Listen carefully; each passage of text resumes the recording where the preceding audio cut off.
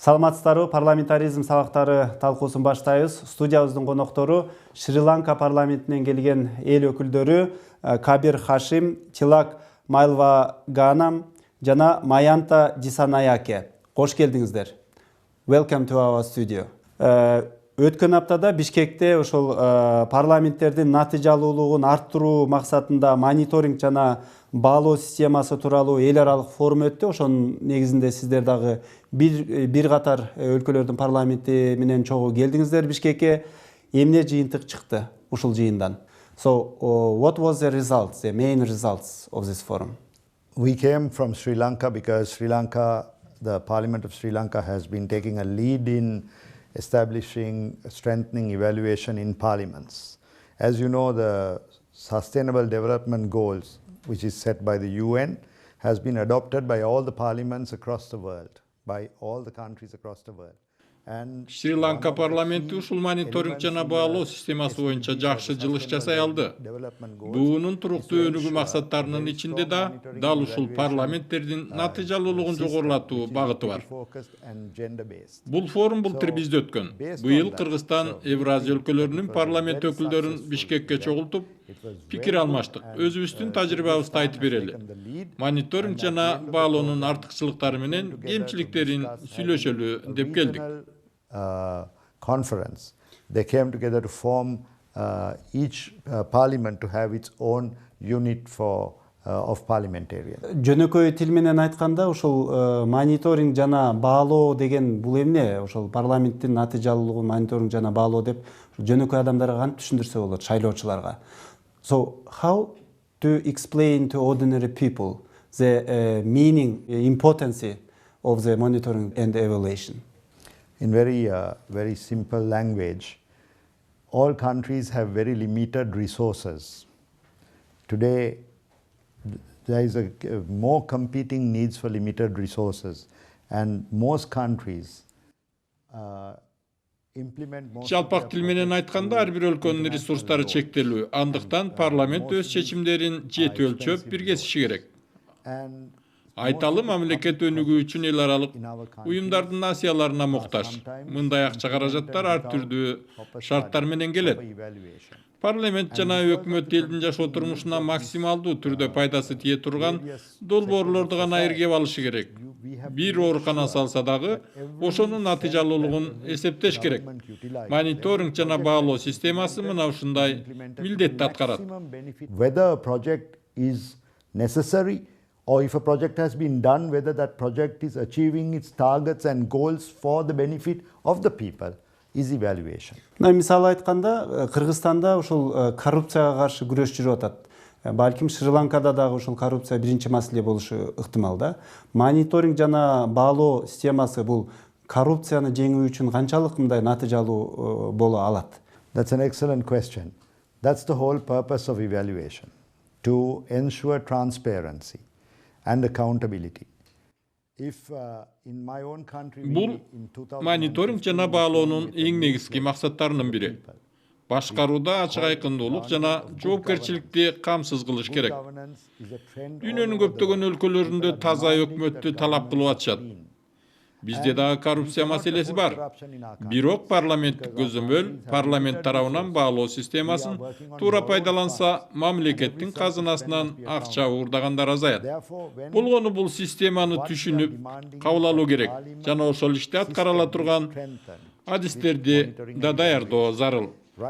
Айталы ар бир парламентте мониторинг жана баалоо боюнча комитет болсо, улуттук программа болсо, ошого жараша мыйзамдар кабыл алынса жана так механизмдер иштелип чыкса, анда казынадан, ар түрдүү долбоорлордон, кредит гранттардан акча уурдоого бөгөт коюлат. Project, every approval for funding has to be evaluated very strictly, which means that it will cut down corruption, wastage, and bad choices of projects, which will make sure that the country is on focus with its development programs. Кыргызстанда депутат бул министр боло албайт азырынча. Ал эми Шри-Ланкада болсо сиз министр дагы экенсиз. Мына жолдор министри, ошондой эле мунайзат ресурстары министри экенсиз. Анан депутат. Бирок Кыргызстанда өкмөттүк өкүлдөр коррупция жөнүндө сөз сүйлөөнү каалабайт. Дайым ушул коррупция маселеси парламентте көтөрүлөт да. Шри-Ланкада кандай? Шри-Ланкада дагы ушул коррупция маселеси айтылабы, коррупция барбы? Of course, in every country today, corruption is an issue. Whether it is a developed, advanced country or a developing country, there is corruption. All countries are fighting to minimize corruption. You might not be able to eliminate it completely, but you have to. Коррупция ар бир өлкөдө бар. Бардыганы кыскартууга, азайтууга аракет кылып келет.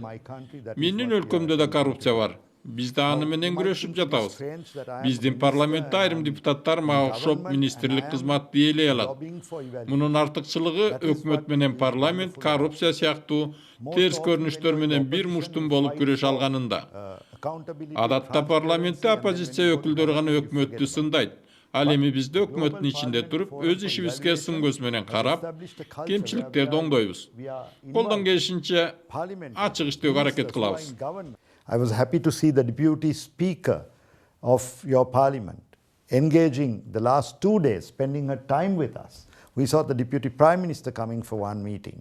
So we hope that the ministers also will have to be engaged and they have to be able to answer the questions that come up. Рахмат. Мына кийинки суроом Майлва Ганам мырза сизге болсун. Шри-Ланканын парламенти жөнүндө кыскача айтып берсеңиз. Мына Кыргызстандагы парламенттик система 80 жыл болгону менен накта нукура парламенттик системаны баштаганына 9 гана жыл болду. 2011 жылы башталган, 8 жыл болуптур. Ал эми Шри-Ланкада кандай бул? Сиздер ушул парламенттик системаны тандап алып, ушул туура жол деп баштаганыңыздарга канча болду? Жана сиздер ушул парламенттик өнүгүүнүн кайсыл этабындасыздар? Yeah, of course that we were colonial country as Sri Lanka under British rule. In 1948 we got independence, and even though we were independent in 1948, we as a republican country we got in 1972. So that almost. Биз Британиянын колониясындагы өлкө болгонбуз. 1948 жылы эгемендик алдык. Бирок 1972 жылга чейин дээрлик 35 жылдай көз карандысыз болуп келдик. Бирок 1972 жылга чейин дээрлик 35 жылдай көз каранды болуп келдик. Британиянын баш мыйзамы менен жашадык. We brought 1978, the second republican constitution for Sri Lanka. So then that we had around 19 amendments to the constitution, still we are with the second constitution of our own. Then we are the members of parliament. Өз алдынча конституциябызды 72 жылы кабыл алганбыз. 77 жылы ал биринчи жолу өзгөртүлгөн. Андан бери 19 жолу конституциялык реформага бардык. Азыркы учурда парламентибиз 225 депутаттан турат. Алардын 196 мүчөсү шайланып келет. 29 болсо улуттук тизме менен келет. The national list will be allocated according to the proportion of the parties which got seats out of that 196. Then altogether 225. Кыргызстанда мынакей ушул 120 депутат, бирок ушул ар дайым баал өкмөткө, экономикага, жашоо турмушка эл нааразы болгондо, коомчулук нааразы болгондо бизге парламенттин саны абдан чоң, санын азайтыш керек, чыгымдарын азайтыш керек деген маселелер ар дайым көтөрүлүп келет да. Сиздерде болсо мына 200дөн ашуун депутат экен. Сиздерде дагы ушул маселе турабы? Парламенттин чыгымдары жана ушул депутаттардын саны боюнча. Do you have the same issues in the Sri Lanka? Yes, of course, that every country have the same issues, that they are thinking that parliamentarian, for the parliament they are, spend a lot from the public money, public funds, through the tax money that we are collecting from the people we are spending on. But can't help. Албетте, мындай талаш талкуу ар бир өлкөдө бар. Сынчылар парламент мамлекеттик бюджетке зыян гана алып келет деп ойлошот.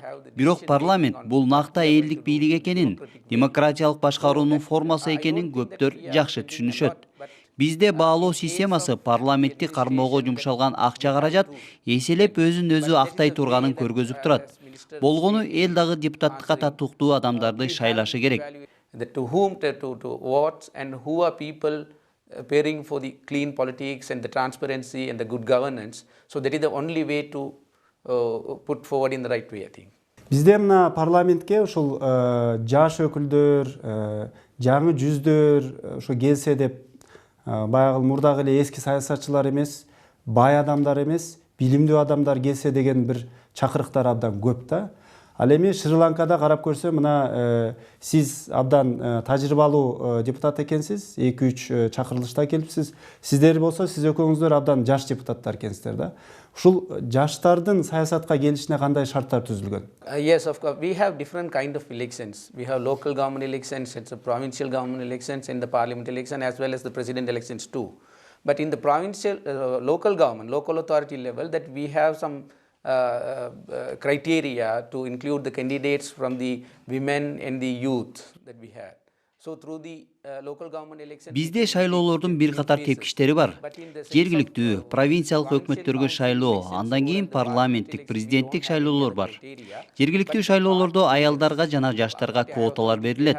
Бирок парламенттик шайлоодо мындай жеңилдик берилбейт. Бул жерде партия лидерлери жаңы жүздөрдү алып келүү үчүн жаштарды тартууга өздөрү аракет кылат. Ошону менен бирге бизде жаштардагы жеңилдик күтүп отурбастан саясий күрөшкө чыгууга даяр болушу керек деп эсептейбиз. with the new energetic, so that both the side we have the political parties also must have the door opening to the getting the new faces, as well as the new faces also must show their interest and the intention to take part in the political to make the country first. Эми Дисанаяки мырза, сизге дагы суроом бар. Айтсаңыз, ушу Шри-Ланка парламенти өнүгүүнүн кайсыл этабында баратат азыр? Эмне үчүн мисалы көптөгөн кыргыз депутаттары, башка ушул Евразиядагы парламенттин депутаттары Шри-Ланкадан мындай үйрөнүшүбүз керек, сабак алышыбыз керек дегендей нерселерди айтып атат. Сиздердин артыкчылыгыңыздар эмне? Basically, before this parliament came into existence, the parliamentary system in Sri Lanka was very divided. There was a decisive parliamentary system. But since the new government came in, the government of national unity and good governance, there were many steps taken. Шри-Ланка парламенти азыркы чакырылышка чейин бир кылка болгон эмес.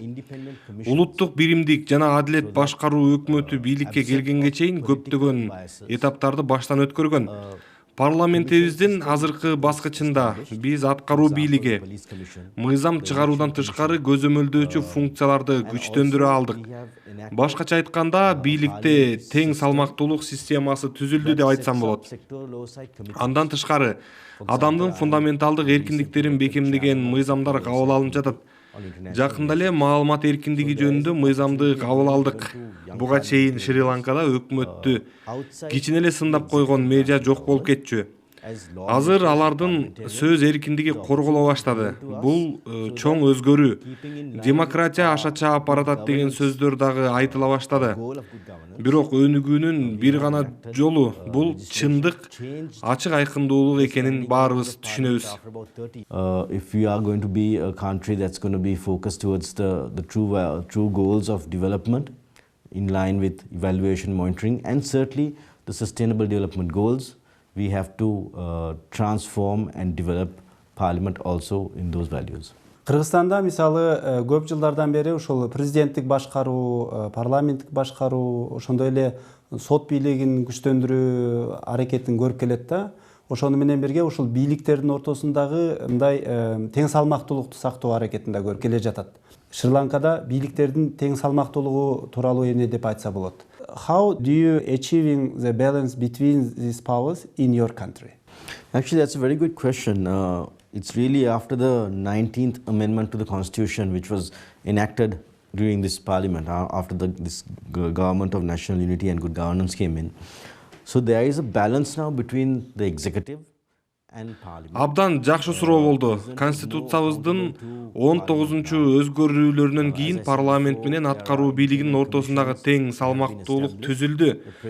Президенттин бийлик укуктары кыскартылды. Мисалы, мурда көз карандысыз комиссиялардын төрагаларын, парламенттин төрагасын президент көрсөтүп келген болсо, азыр бул укук парламенттин өзүнө берилди. Спикердин таасири, премьер-министрдин таасири дагы күчөтүлдү. Учурда премьер-министр министрлер кабинетинин ишине байланыштуу баардык маселелерди, анын ичинде министрлерди дайындоону өз алдынча чечет. Кыргызстандагы менин оюмча ушул багытта келе жатса керек. Бирок сиздерге бир берер кеңешим, өзгөртүүлөр бир түндө жасалбайт. Буга убакыт жана чыдамдык керек. So it will take time.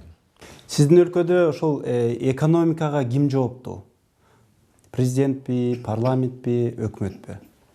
So who is responsible for the economy in your country and well-being of the people? President, Prime Minister, or the Parliament? Again, it's a collective. There is a cabinet of ministers. There is a minister of finance who presents the budget to Parliament, and Parliament has to approve that budget. There is also a minister of economic development that looks at regional, district level development. And also there are, of course, ministers. Коллективдүү жоопкерчилик бар деп айтаар элем. Негизинен экономиканы өкмөтүбүз тейлейт. Финансы министри бюджеттик чыгымдар боюнча парламенттин макулдугу менен гана иштейт. Андан тышкары экономикалык өнүктүрүү министрлиги, инфраструктураны, жолдорду өнүктүрүү министрликтери бар. Бул тармактар ар дайым депутаттардын алдында отчет берип турушат. But out of that money, they have only used 10%, 15%, maybe 20%, which is a very, very low number. They have not utilized money for projects.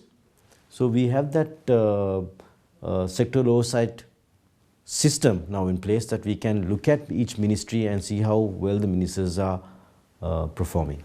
Сизди тажрыйбалуу депутат катары айтып койсоңуз, ушул парламенттик система мамлекеттин экономикалык өнүгүшүнө кандай таасир берет? Чынында эле ушул өнүктүрөбү же артка тарткан учурлары барбы? Referring to my colleague Mayantha Dissanayake also, the question you asked about who runs the economy.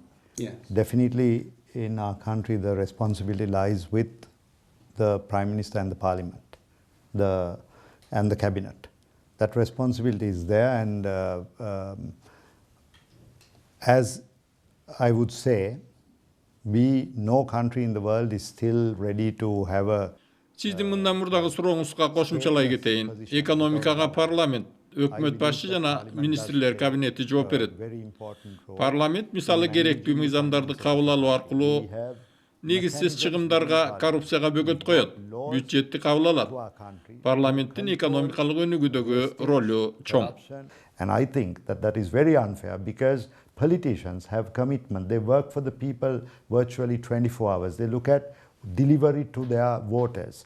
And just because of a few, you should not judge all politicians in the wrong way. Parliament and politicians play a critical role in the development of the country, as far as I think.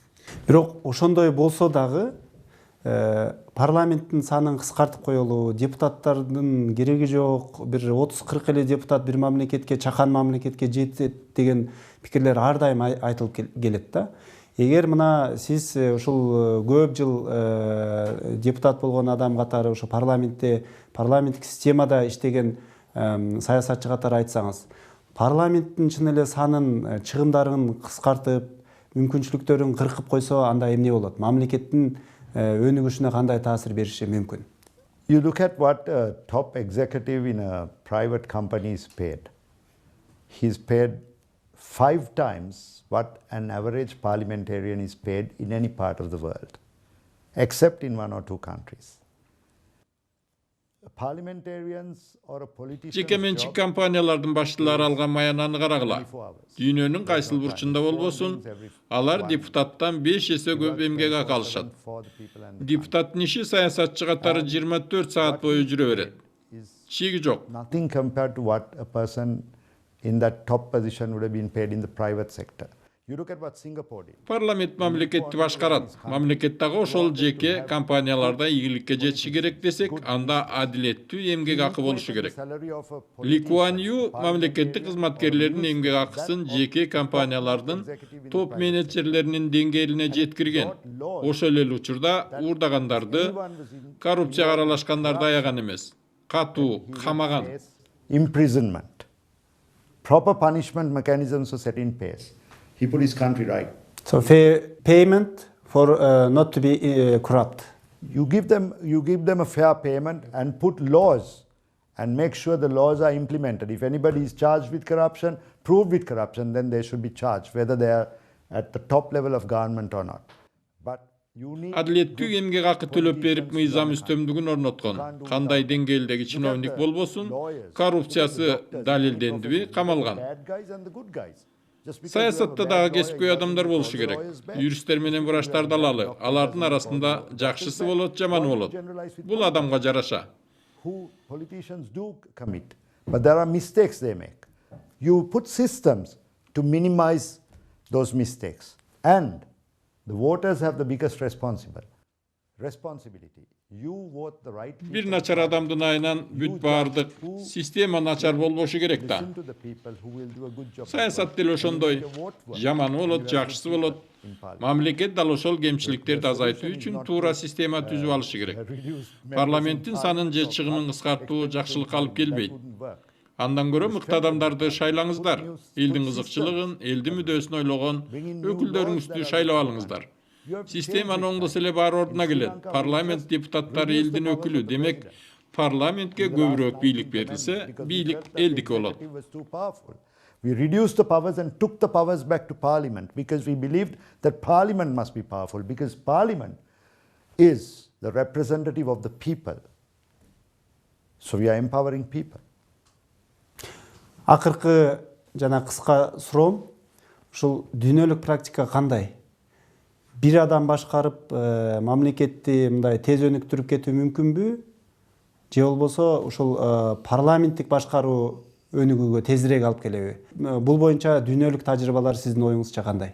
Well, that's a very tough question. If you look at some people argue for a benevolent dictatorship in some countries. But for whatever system that has prevailed the world over, democracy is critical. The freedom and rights of the people overrides everything else. Even with lesser development. Абдан татаал суроо экен. Себеби айрым өлкөлөрдө диктатуранын арты менен өнүгүү тезирээк болот деген кишилер бар.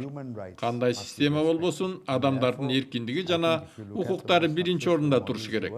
Мейли өнүгүү аз болсо да адам укуктарынын сакталышы маанилүү. Ушул өңүттөн алганда демократиялык багыт эң туура жол. Мисалы, демократиясы бар өлкөлөрдө кандайдыр бир мүчүрүштүк болсо, ар бир 5 жыл сайын шайлоо маалында оңдоп алса болот. Ал эми диктатуралык режим сасыткы чыкса, анда эл өмүр бою запкы чегет. Жаңыдан өнүгүп келаткан өлкөлөргө жакшы системадан тышкары күчтүү лидерлер дагы керек окшойт. It's a good match. We've seen examples of countries where leaders have taken their countries to different places. We always go back to Lee Kuan Yew in our region. We go to Mahathir Mohamad in our region. They were because of their leadership, their countries grew. But the system. Биз муну биздин чөлкөмдөн Ли Куан Ю жана Махатир Мохаммаддын мисалында күбө болдук. Бул инсандар күчтүү лидер болгон үчүн өз өлкөсүн түп тамырынан бери өзгөртө алышты.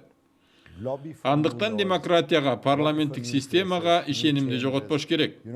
Ошон менен бирге жаңы мыйзамдарды, жаңы жүздөрдү, өзгөрүүлөрдү талап кылышыбыз керек. Шри-Ланкада дал ошондой болду. 2015-жылы парламенттик мыйзамдарды өзгөртөбүз.